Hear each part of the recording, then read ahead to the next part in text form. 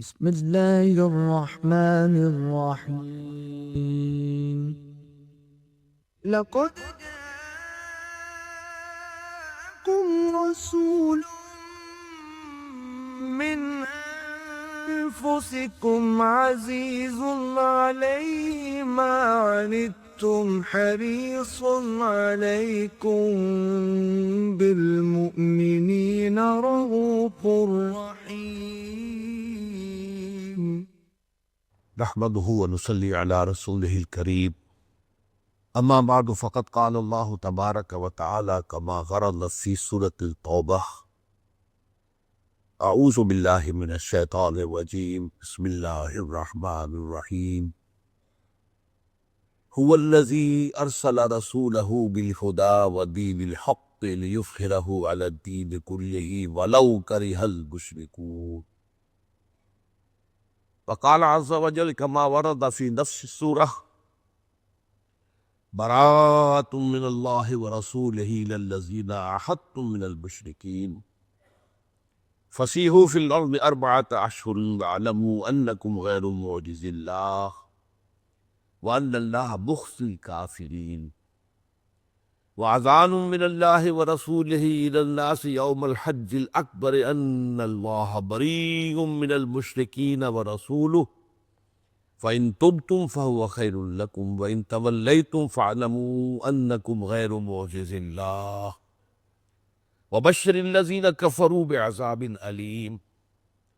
إلا الذين عاهدتم من المشركين ثم لم ينقصوكم شيئا ولم يظاهروا عليكم أحدا فأتموا إليهم عهدهم إلى مدتهم إن الله يحب المتقين. فإذا انسلخ الأشهر الحرم فاقتلوا المشركين حيث وجدتموهم وخذوهم واحصروهم واقعدوا لهم كل مرصد فإن تابوا وأقاموا الصلاة وآتوا الزكاة فخلوا سبيلهم إن الله غفور رحيم. وإن أحد من المشركين استجارك فأجره حتى يسمع كلام الله ثم أبلغه مأمنه ذلك بأنهم قوم لا يعلمون. وقال عز وجل كما ورد في نفس السورة قاتلوا الذين لا يؤمنون بالله ولا باليوم الآخر ولا يحرمون ما حرم الله ورسوله ولا يدينون دين الحق من الذين أوتوا الكتاب حتى يعطوا الجزية عن يد وهم صاغرون. صدق الله العظيم. وعن معاذ بن جبل رضي الله تعالى عنه قال قال رسول الله صلى الله عليه وسلم انما امرت ان اقاتل الناس حتى يقيموا الصلاة ويؤتوا الزكاة ويشهدوا ان لا اله الا الله وحده لا شريك له وان محمدا عبده ورسوله فاذا فعلوا ذلك فقد اعتصموا وعصموا دماءهم واموالهم الا بحقها وحسابهم على الله عز وجل. وقال رسول الله صلى الله عليه وسلم والذي نفس محمد بيده ما شهب وجه ولا اغبرت قدم من عمل تبتغى إليه درجات الجنة بعد الصلاة المفروضة كجهاد في سبيل الله والله ولا ثقل ميزان عبد كدابة تنفق له في سبيل الله أو يحمل عليها في سبيل الله.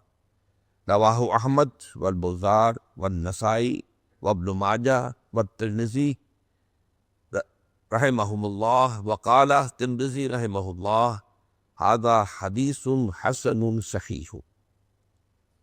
رب اشرح لي صدري ويسر لي امری واحلل عقدۃ من لسانی یفقهوا قولی.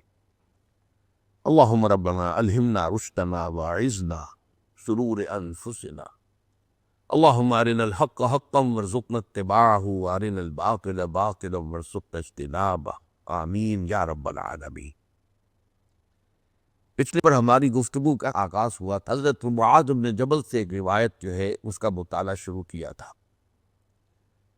اس کا جو اہم ترین حصہ بعض اعتبارات سے ہے اس پر ہماری گفتگو کا صرف آغاز ہوا تھا. آج اس گفتگو کی تکمیل کر دی.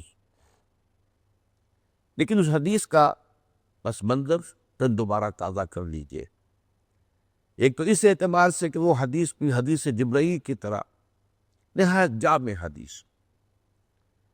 اور دوسرے اس اعتبار سے کہ جیسے حدیث جبرائیل کو پڑھتے ہوئے بھی کچھ دیر انسان اپنے آپ کو ایسے محسوس کرتا ہے کہ صحبت نبوی سے وہ فیض یاب ہو رہا ہے، ایسے ہی بلکہ اس سے کہیں زیادہ یہ کیفیت اس حدیث کو پڑھتے ہوئے ہوتی ہے۔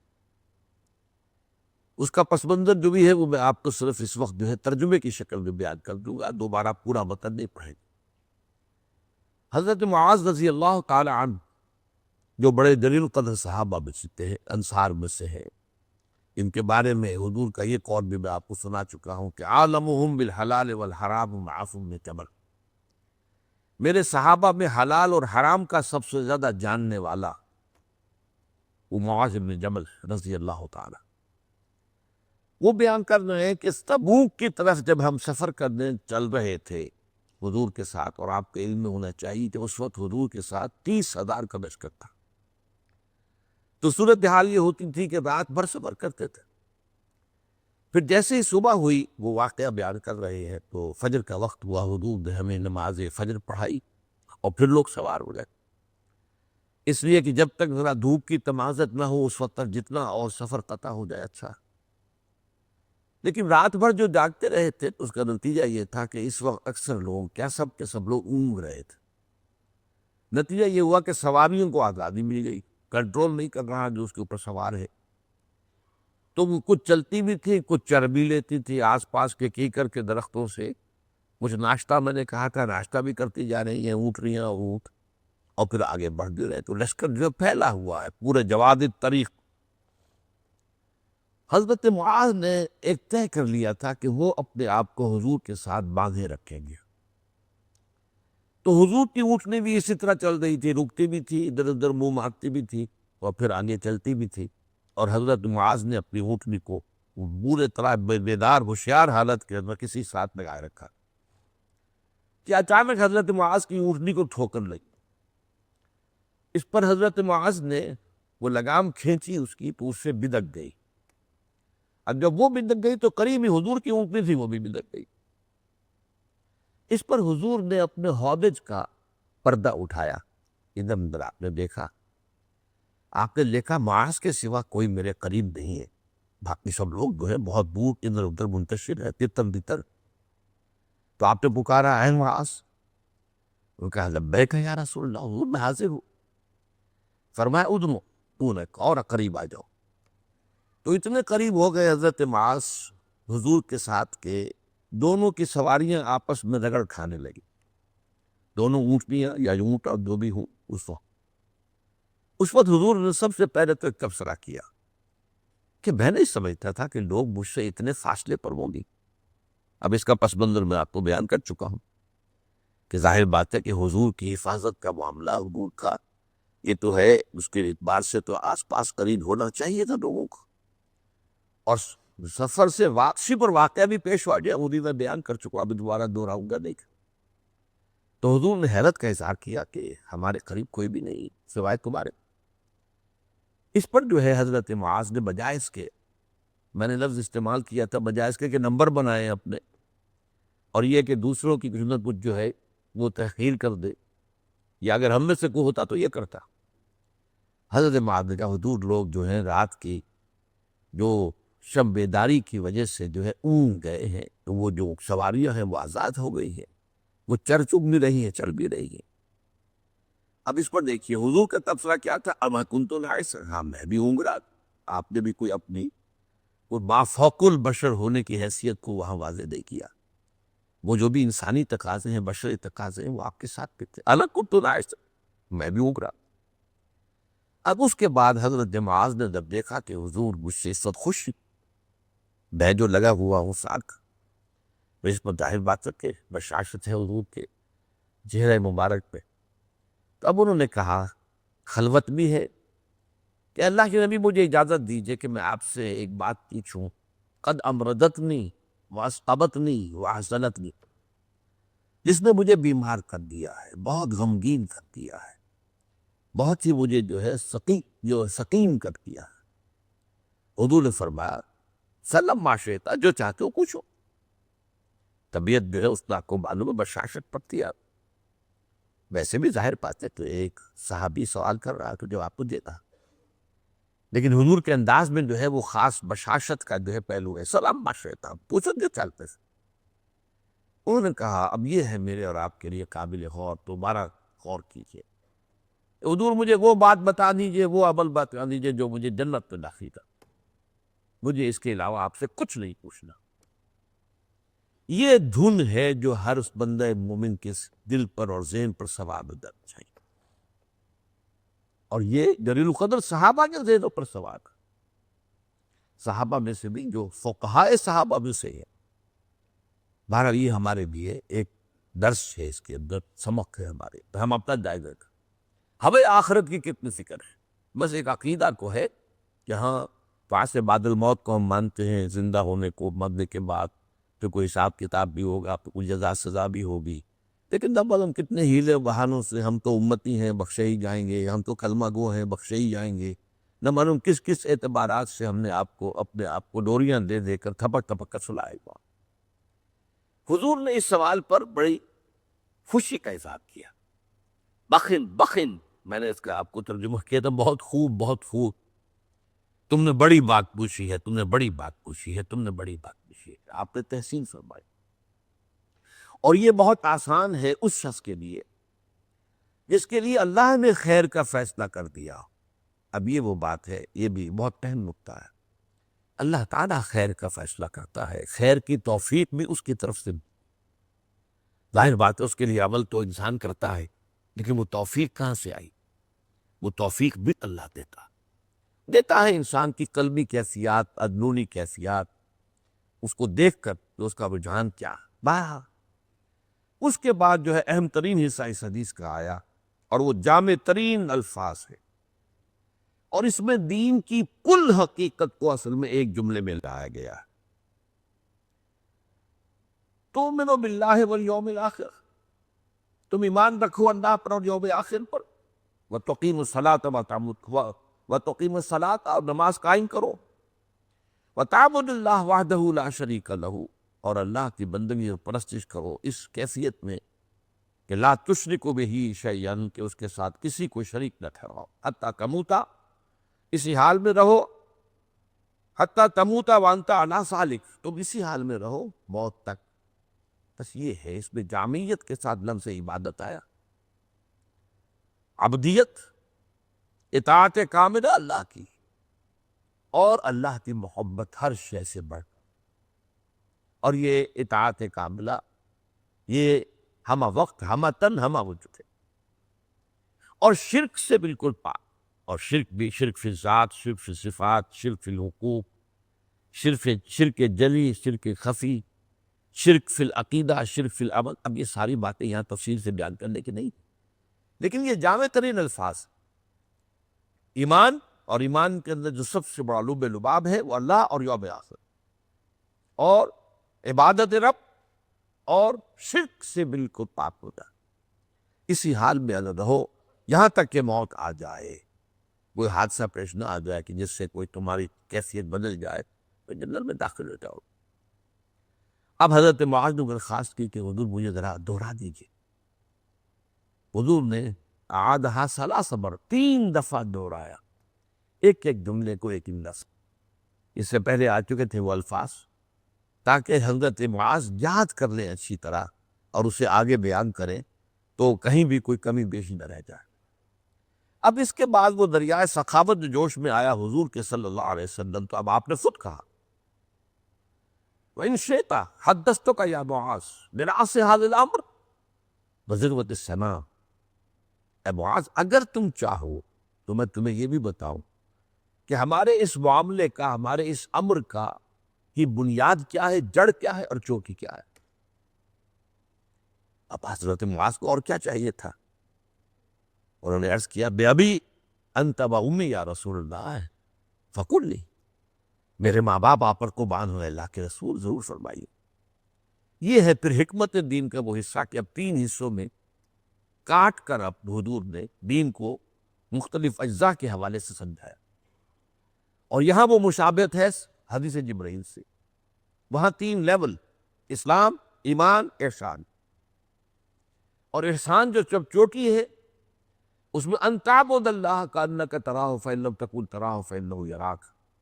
لیکن وہی میں نے آپ کو بتا دیا تھا کہ حضرت عبداللہ ابن عباس رضی اللہ تعالیٰ عنہ سے جو روایت ہے ان میں الفاظ ہے ان تعمل للہ کانک تراہ فإن لم تکن تراہ فإنہ یراک، کہ اللہ کی بندگی اور پرستش کرو اور اس کے لیے بھاگ دوڑ کرو، محنت کرو، کوشش کرو، جد و جہد کرو، قربانیاں دو، اس کیفیت کے ساتھ کہ گویا کہ تم اللہ کو دیکھ رہے ہو. اور یہ نہیں تو کم سے کم یہ کہ اللہ کو تمہیں دیکھ رہا ہے. اب وہاں جو ہے وہ اسلام، ایمان، احسان. اب یہاں آیا ہے دیکھیے حضور نے اب 3 حصوں میں تقسیم کیا. ان راس ھذا الامر ان تشہد ان لا الہ الا اللہ وحدہ لا شریک لہ وان محمدا عبدہ ورسولہ. بنیاد، جڑ کہہ لیجئے، وہ تو یہ ہے حضور نے فرمایا راس ھذا الامر، جو گواہی دے اس بات کی کہ اللہ کے سوا کوئی معبود نہیں، وہ تنہا ہے، اس کا کوئی شریک نہیں، اور تو گواہی دے اس بات کی کہ محمد اللہ کے بندے بھی ہیں اور رسول بھی ہیں.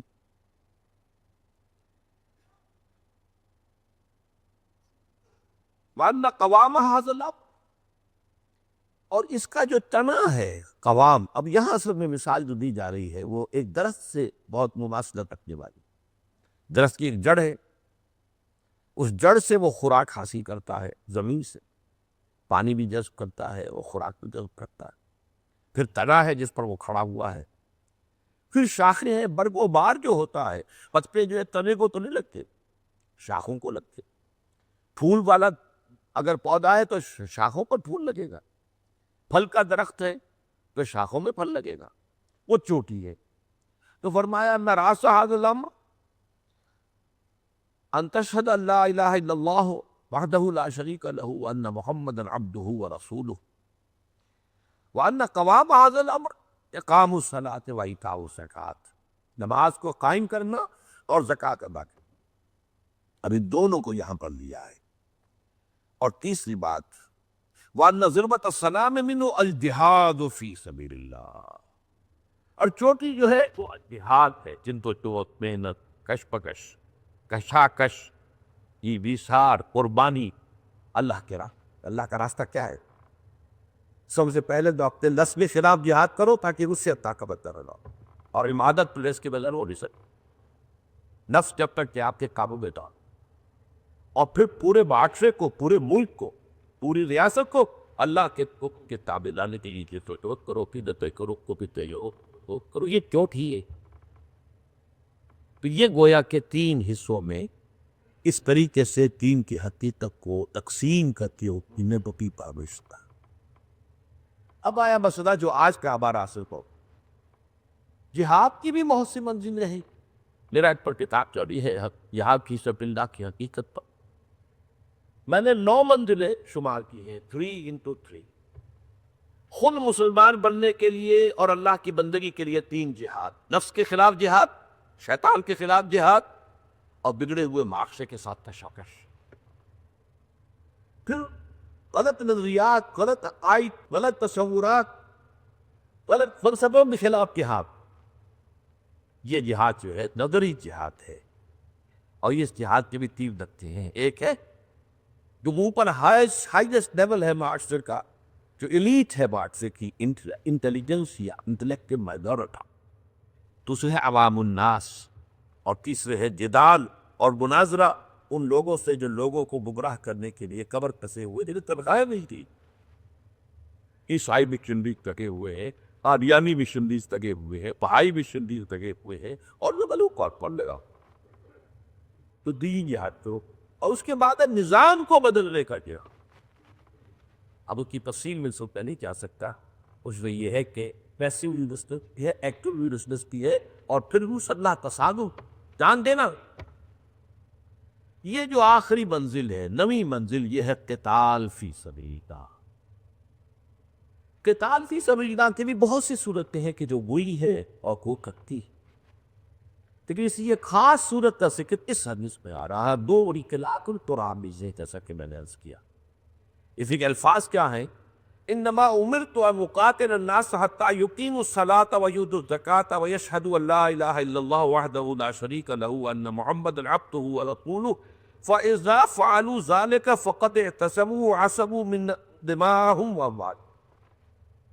مجھے حکم ہوا کہ جنگ جاری رکھو لوگوں کے خلاف، یا ہو سکے وہ نماز فائد کرے سے طاقت عطا کرے اور گواہی دے کہ اللہ کے سوا کوئی معبود نہیں، وہ اکیلا ہے، تھا ہے جب وہ شیخ، اور یہ کہ محمد صلی اللہ علیہ وسلم رسول ہے. جب وہ یہ کر لے کے تو انہوں نے اپنے آپ کو بچا لیا، اپنی جانیں اور اپنے مال بھی محفوظ کر دیے، اللہ یہ کہ حق شریعت کے تحت کہیں اردو پر کوئی قندن لگے یا کوئی تعزیر نہیں وہ تاپس لی جائے. اب اس حدیث کے پاس سے معلوم ہوتا ہے یہ تو گویا کہ تلوار کے طور ہوئے لوگوں کو مسلمان بنایا بھی ہے یہ حقیقت کے خلاف. یہ ایک ایکسیپشنل صورتحال ہے، اور اسی سے میں نے عرض کیا تھا کہ سورہ توبہ کی 6 آیات جو پہی ہیں وہ بھی مشکلات قرآن دست ہے. میں نے دیکھا ہے جدید مفسرین میں سے اکثر میں کو دیکھتا ہے یہ دست ہے، اور اسی کی وجہ سے بغال چلا رہا. ان سے آئلوں کا بس تنظر کیا ہے؟ میں نے اسی آیت آئے کبھی پڑھی ہے. دیکھیے ایک تو آیت سب سے پہلے میں نے ہو پڑھی جو سورہ توبہ بھی ہے، سورہ سات میں بھی ہے، اور جس کا ایک بڑا سنگ ہے وہ سورہ فقاد. وہ دہ حضور کا مقصد بے سب بلہم هو الذی ارسل رسولہ بالہدی ودین الحق لیظہرہ علی الدین کلہ ولو کرہ المشرکون. وہی ہے جس نے بھیجا اپنے رسول کو صد پہاڑ سے الہدی قرآن مجید اور دین حق دے کر تاکہ غالب کرے اس دین کو کل کے تو اتفاق پر، چاہے یہ مشرکوں کو کتنا کی تھا. یہ ہے آپ کا مقصد رسالت. اب کس کے ضمن میں یہ ڈال دیتے یہ دو طبقات کے ساتھ معاملہ بالآخر جا کر مختلف ہوا ہے. ایک امیین عرب تھے، بنی اسماعیل، مشرکین عرب، وہ اکثر و بیشتر بنی اسماعیل تھے، حضرت پائد کے اولاد سے، جیسے بنی اسرائیل حضرت یعقوب کے اولاد سے، اور وہ باقی عرب بھی ان کے تابع. یہ امیین، حضور بھی امیین ہی بے سے. تو حضور کی بعثت بنیادی جو ہے اساسی وہ ہے امیین کی طرف، اور ایک دوسری بعثت اب یہ پوری عالم پوری دنیا کی طرف، پوری نوع انسانی کی طرف دو بعثت ہیں. ان دونوں بعثتوں کے اعتبار سے انجام کار کا معاملہ جو حضور کی حیات طیبہ میں ہوا ہے وہ مختلف تھا. جو بعثت تھی الی امیین، اس کے تمام جو اس کا حق ادا کر دیا محمد رسول اللہ نے بنفس نفیس، انہی کی زبان میں قرآن نازل ہو گیا. حضور انہی میں سے تھے، اجنبیت کا کوئی پردہ حائل نہیں تھا، نہ زبان کا نہ نسل کا. گویا کہ ان پر تو آخری درجے میں اتمام حجت ہو گیا. اب اس کا قانون یہ رہا ہے ہمیشہ اللہ کا کہ جس قوم کی طرف معین کر کے کسی رسول کو بھیج دیا جائے، اگر وہ قوم بحیثیت مجموعی رسول کو رد کر دے تو وہ قوم ہلاک کر دی جاتی تھی. قوم نوح ہلاک کر دی گئی، قوم ہود ہلاک کر دی گئی، قوم صالح ہلاک کر دی گئی، قوم شعیب ہلاک کر دی گئی. یہ سب کے سب ہلاک ہوا کہ نہیں ہوا؟ یہ قانون ہے اللہ. البتہ باقیوں کے ساتھ معاملہ یہ نہیں، باقی لوگوں تک ان کے ذریعے سے کوئی دعوت پہنچی ہو اور ان میں بھی کچھ نہ کچھ زبان کا پردہ حائی ہو، کچھ جو نسلی معاملہ ہے، تو یہ معاملہ جو ہے ان کے لیے نہیں، ان کے لیے ہے جن کی طرف براہ راست کسی رسول کو بالکل جو ہے معین کر کے بھیجا گیا. تو امیین کے لیے یوں سمجھیے کہ اہل مکہ خاص طور پر، جو کہ ان کے سب سے بڑے جو سردار کہہ لیجئے سردھرے تھے، ان کے بارے میں اللہ تعالیٰ کا فیصلہ جب کہ انہوں نے حضور کو اپنے ہاتھ سے نکلنے پر مجبور کر دیا صلی اللہ علیہ وسلم، اور حضور کو قتل کرنے کا فیصلہ کر لیا دارالندوا میں، اب اس کے بعد گویا کہ اس سزا کے مستحق ہو چکے تھے. یہاں یہ نہیں ہوا کہ اللہ تعالیٰ آسمان سے پتھر برساتا قریش کے اوپر، وہ تو خانہ کعبہ تھا وہاں، یہ تو حرم تھا، یا کوئی اور اس طرح کا عمومی جو ہے وہ عذاب بھیج کر قوم کو ہلاک کر دیا جاتا. اس لیے کہ معلوم تھا کہ ان میں کچھ لوگ ضعیف الایمان بھی ہیں، اور کچھ ویسے ضعیف لوگ ہیں جو ایمان تو لائے ہوئے ہیں لیکن وہ ہجرت نہیں کر سکتے. بوڑھے ہیں، بچے ہیں، عورتیں ہیں، جن کے پاس نہ کوئی سفر کا کوئی جو ہے وہ زاد راہ موجود ہے، نہ راستہ انہیں معلوم ہے. تو اس اعتبار سے حکمت خداوندی ان پر عذاب الہی کی پہلی قسط ہوئی غزوہ بدر میں۔ حکمت خدا بندی نے قریش کو نکالا ہے مکے سے جیسے کہ سانپ کو بل سے نکالا جاتا ہے، اور میدان بدر میں آ کر ان کے 70 سردار جو ہے قتل کیے گئے۔ اور یہ قتل جو ہے اچھی طرح جان دیجیے سب مسلمانوں کے ہاتھوں نہیں ہوئے۔ صحیح احادیث کے اندر ہے کہ فرشتے بھی اللہ نے بھیجے اور انہوں نے بھی اس قتال میں حصہ لیا۔ بعض صحابہ کہتے ہیں کہ میں حیران ہوا، میں ایک کافر کی طرف وار کرنے والا ہی تھا لیکن میں نے ابھی وار کیا نہیں تھا، گردن اس کی اڑی پڑی تھی، کوئی اور تھا جس نے کہ اس کی گردن اڑا دی۔ یہ عذاب الہی تھا، یہ عذاب الہی تھا در حقیقت، جو کچھ مسلمانوں کے ہاتھوں اور کچھ فرشتوں کے ہاتھ میں آیا ہے۔ اور اس میں پہلی قسط وہ تھی جو غزوہ بدر میں جو ہے قریش کو دے لی گئی، اور آخری قسط وہ ہے کہ جو غزوہ تبوک سے واپسی کے بعد سن 9 ہجری میں یہ وہ 6 آیتیں نازل ہوئی سورہ توبہ کی ابتدائی 6 آیتیں، جن میں اعلان کر دیا گیا کہ اب جب کہ جزیرہ نماء عرب پر اتمام حجت ہو چکا ہے، تکمیلی درجے ہو، لہٰذا اب ان مشرکین کے لیے کوئی رعایت نہیں ہے۔ اب اگر 4 مہینے کی مہلت دی جا رہی ہے، 4 مہینے کے اندر اندر یہ ایمان نہیں لائے تو سب قتل کر دیے جائیں۔ یہ 6 آیتیں بھی مشکلات القرآن میں سے اہم مقام۔ میں نے 6 کی 6 آیتیں پڑھی اور اس کو صرف ترجمہ کر سکوں گا، لیکن آپ کو اندازہ ہو جائے گا، اس کا بھی اندازہ ہو جائے گا جو حدیث ہم پڑھ رہے ہیں اس کا جو ہے در حقیقت ان آیات کے ساتھ تعلق کیا ہے کہ جیسے ایک سکے کے 2 رخ ہوتے ہیں، یہ دونوں در حقیقت ایک ہی حقیقت کے 2 رخ ہیں، ایک سکے کے 2 رخ، ایک تصویر کے 2 رخ۔ گویا کہ حدیث جو ہے وہ بھی وحی خفی ہے اور قرآن وحی جلی ہے، علماء نے صحیح اس کے لیے عنوانات قائم کیے۔ اب دیکھیے یہ آیات کیا ہے۔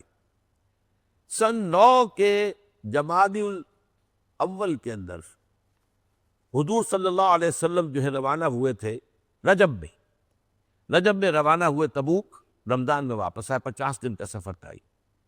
واپس آ کر رمضان کے بعد ظاہر بات ہے یہ تو شروع ہو گئے، جو اشہر حرم شروع ہو گئے، حج کے مہینے شروع ہو گئے، اور اس کے بعد یہ آیات نازل ہوئی۔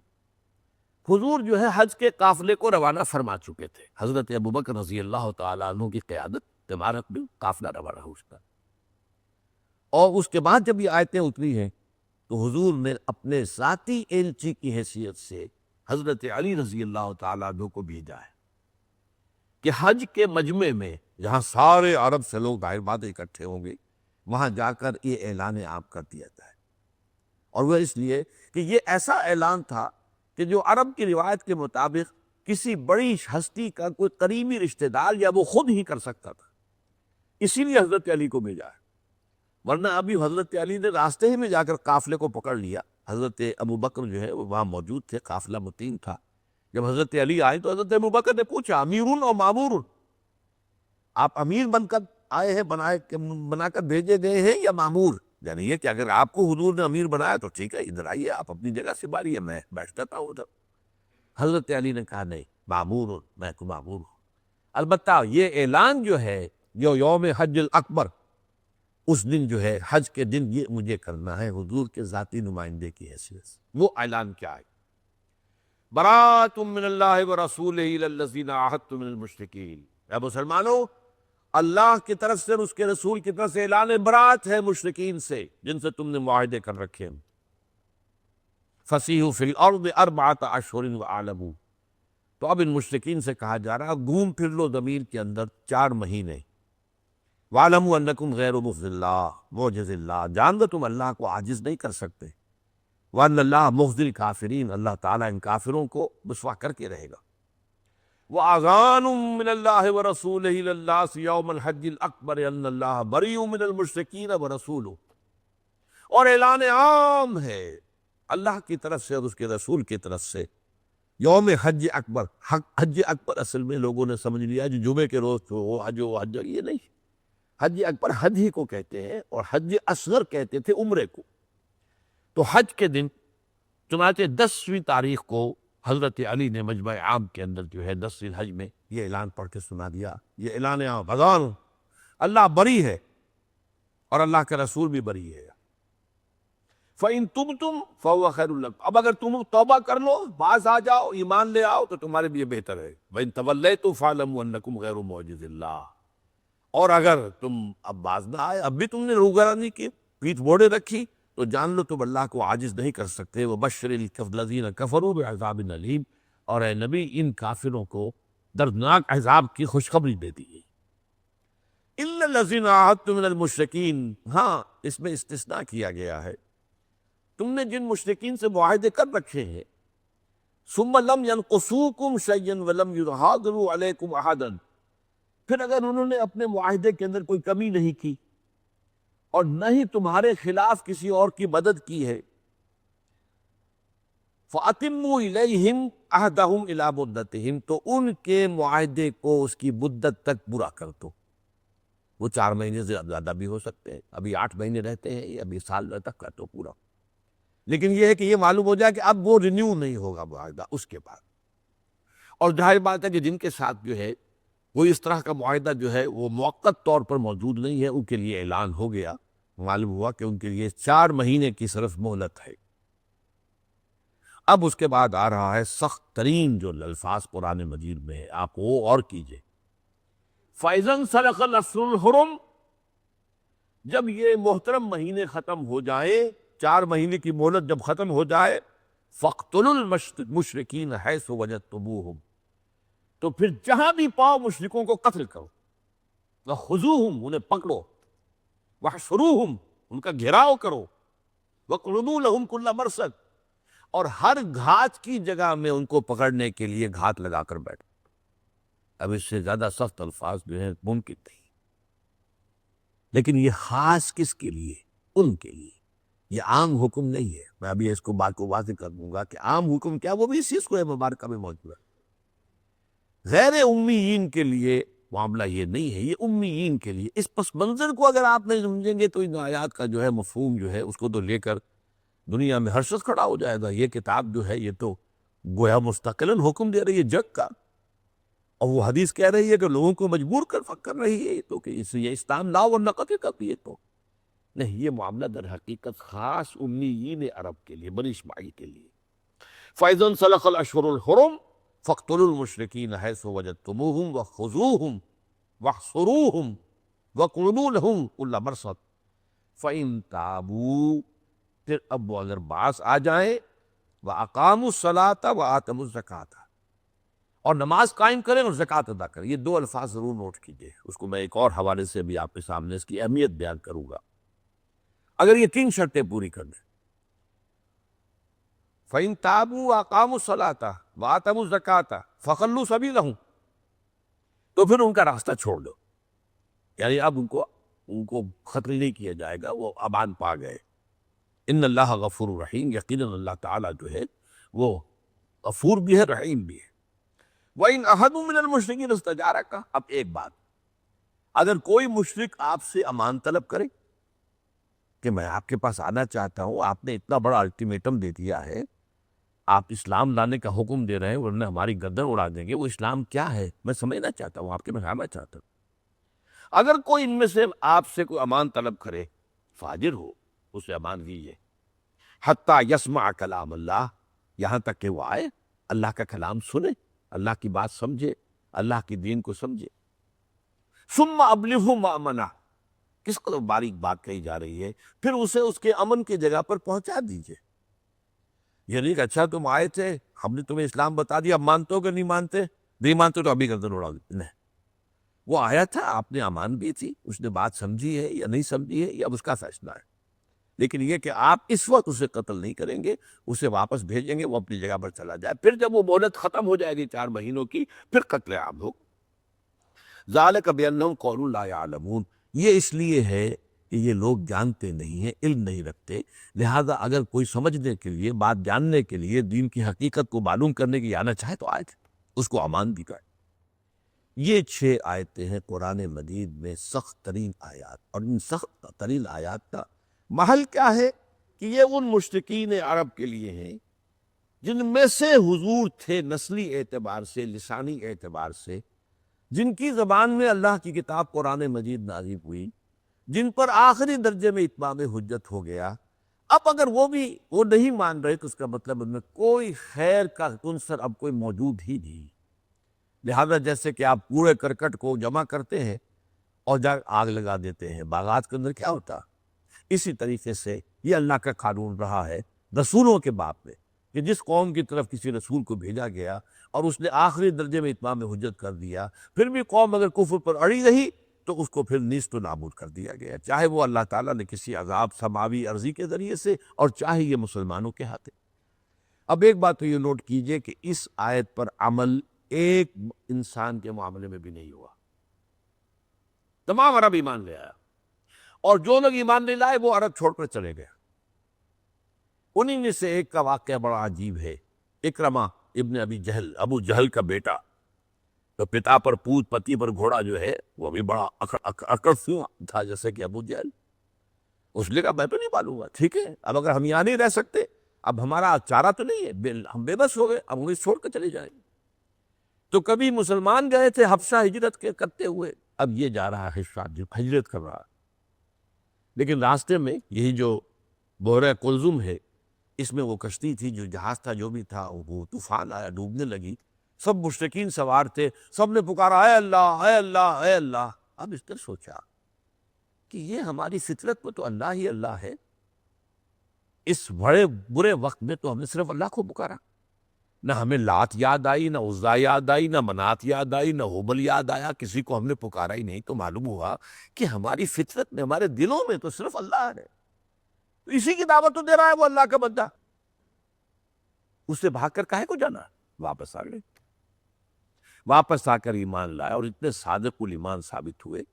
پھر مسیلمہ کذاب کے خلاف جہاد کیا اور بھی بہت سے جہادوں میں حصہ لیا اور شہید ہوئے۔ اکرمہ ابن ابی جہل رضی اللہ تعالی عنہ تو ابو جہل کے بیٹے تھے۔ تو اس طرح کے واقعات تو ہوئے ہیں، اور یہ نہیں معلوم ہوا ہے کہ کہنا یہ ہے، یہ ایک دلچسپ بات آپ کو بتا رہا ہوں، کہ جو پاکستان کا ایک علاقہ ہے چترال کے ساتھ کافرستان، اور اس کے ساتھ ملتا ہوا ایک صوبہ ہے افغانستان کا نورستان، اس کی حقیقت جو ہے نورستان کے ایک شیخ آئے تھے مرتبہ، اور وہ بھی کچھ مہدیت کے تھے کہ ہم ہی میں سے مہدی ہوگا، وہ کہہ رہے تھے ہم قرشی ہیں، اور یہ بھی جو کہ کافرستان میں کافر ہیں یہ بھی قرشی۔ ہم لوگ نکلے تھے اس وقت جب کہ یہ اعلان ہو گیا تھا کہ یہ 4 مہینے کے اندر اندر یا ایمان لاؤ اور یا قطعی تبدیل جاؤ، ہم وہاں سے ملک چھوڑ کر نکل آئے تھے۔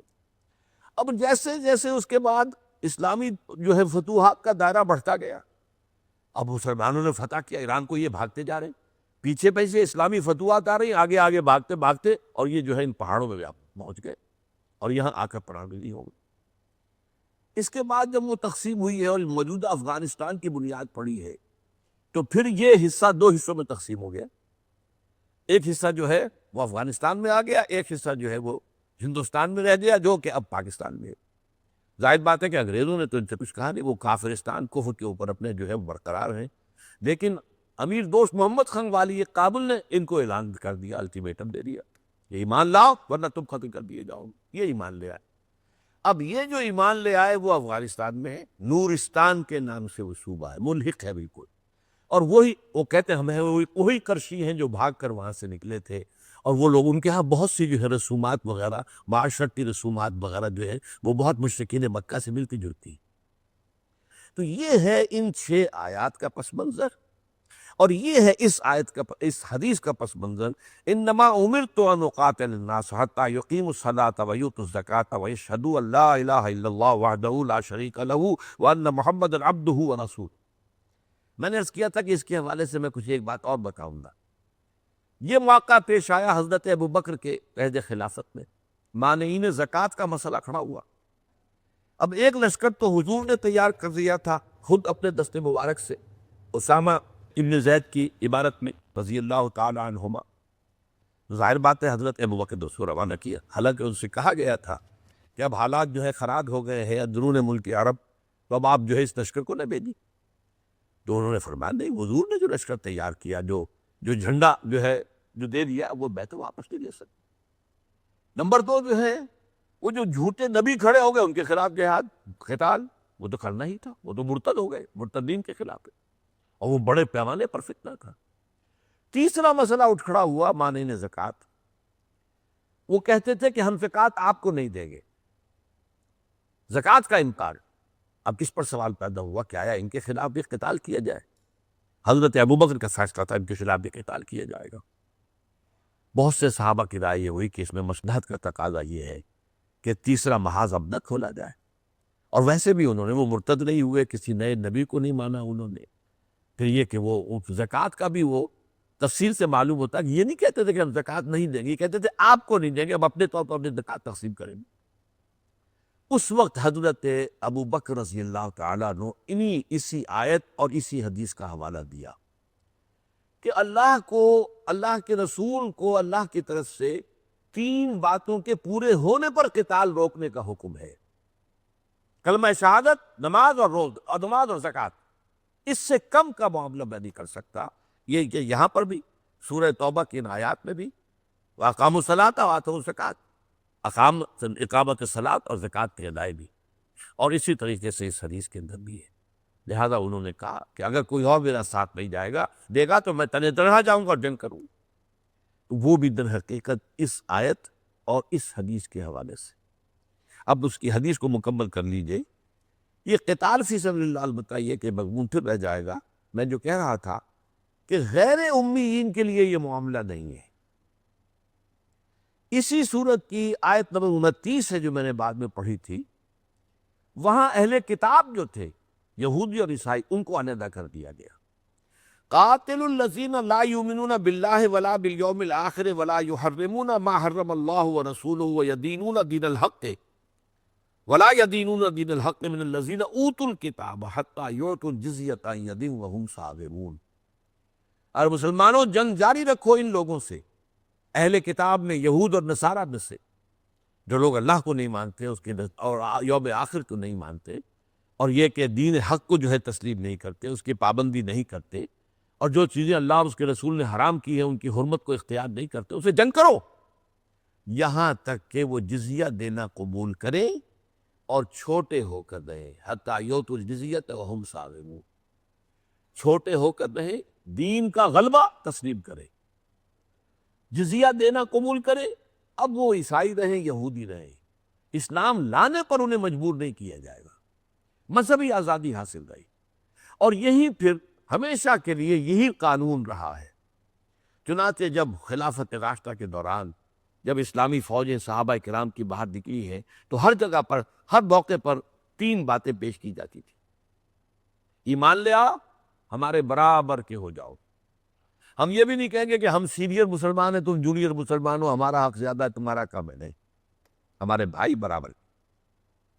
ایمان نہیں لاتے ہو تو جزیہ دو، ماتحتی قبول کرو، اللہ کے دین کا غلبہ تسلیم کرو، دین اللہ کا ہوگا۔ ہاں، مذہب کے طور پر تم جو عقیدہ رکھنا چاہو، جو عبادت کرنا چاہو، جس کو پوجنا چاہو، بتوں کو پوجو، جس کو چاہو پوجو، مذہبی آزادی ہوگی، تمہیں زبردستی مسلمان نہیں بنایا جائے گا۔ چنانچہ یہی رہا ہے ہمیشہ، ورنہ آپ کو معلوم ہے کہ ہندوستان میں مسلمانوں کی 800 برس تک حکومت رہی۔ اگر تلوار ہی چلا کر لوگوں کو زبردستی مسلمان بنانا ہوتا تو یہاں قوم رہ جاتی۔ اسی طریقے سے اندلس میں مسلمانوں نے 800 برس تک حکومت کی، وہاں کوئی عیسائی بچتا نہیں، پر قانون یہی تھا کہ دین اللہ کا ہوگا، جو بھی کرمنل لا، سول لا ہے وہ اللہ کا ہوگا، اس کے نیچے پرسنل لا کی حد تک تمہیں سب کو اجازت، تمہارا عقیدہ، تمہاری عبادات جو بھی چاہو، تمہاری رسومات، شادی بیاہ جیسے چاہو کرو، تمہاری جو ہے وہ انہیریٹنس کے جو بھی قوانین ہوں کو کرو، کھانا پینا جو کرو۔ ہم یہ نہیں کہیں گے کہ شراب تم مت پیو، تم شراب پینا چاہتے ہو پیو، یہ دوسری بات ہے کہ اسلامی ریاست تمہیں اس کو عام نہیں ہونے دیا جائے گا، لیکن یہ ہے کہ تمہیں مذہبی آزادی، یہ ہے بقیہ تمام کے لیے۔ چنانچہ حضور کے زمانے میں بھی امیین کو علیحدہ کر کے ان اہل کتاب کے لیے یہ آیت جو ہے اسی سورہ مبارکہ میں موجود ہے، اور اسی پر پھر تمام جو بعد میں جو بھی جہاد ہوئے ہیں اللہ کے راستے میں، اور اللہ کا دین جو ہے پھر جو حضور کے دست مبارک سے تو جزیرہ نما عرب کے اندر غالب ہوا تھا، اور پھر ایک بہت بڑے رقبے پر دنیا کے غالب ہوا ہے، اس میں یہی اصول تھا کہ وہ لوگ جو ہے وہ اسلام کا دین کی حیثیت غلبہ ہو جائے، اس کو تسلیم کریں، نیچے بن کر رہیں، تو جو جزیہ عن یدن اپنے ہاتھ سے جزیہ پیش کریں، باقی انہیں مذہبی آزادی ہوگی، انہیں جبراً مسلمان نہیں بنایا جائے۔ آج تو اسی پر اکتفا کروں گا، حدیث کا بقیہ حصہ جو ہے وہ پھر انشاءاللہ تعالی اب ہم اس کے بعد جو ہے وہ مزید پس منظر وغیرہ دہرائیں گے نہیں، بقیہ حصے کو مکمل کریں گے۔ سبحانک اللہم و بحمدک نشہد ان لا الہ الا انت نستغفرک و نتوب الیک.